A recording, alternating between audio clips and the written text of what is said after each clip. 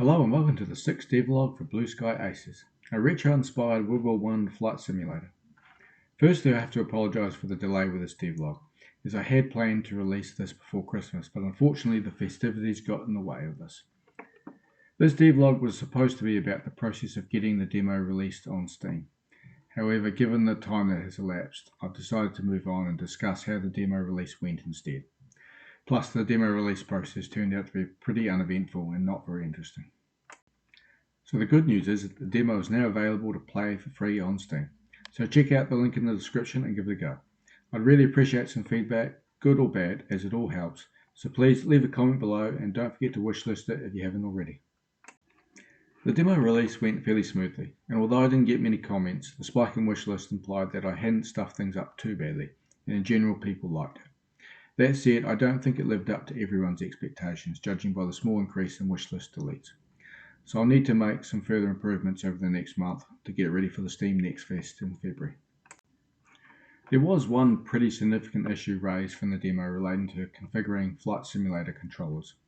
Those users who really like their flight simulators tend to have 2 or more controllers to increase the realism, which often consist of a joystick, throttle, and or rudder pedals. These are all treated as joysticks from the input system's point of view, even though the rudder pedals don't look anything like a joystick. In principle, this is fine, as they can all be configured from the Joystick Control Bindings tab in the Settings dialog. However, the way the bindings were recorded didn't quite work.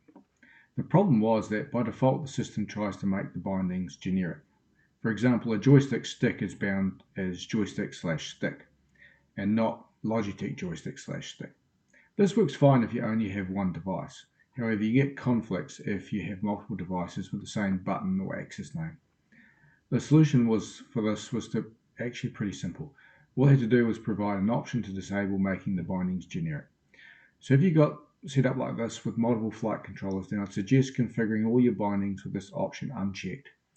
Also, I'd recommend rebinding all the joystick controls to ensure that they're all mapped to specific devices.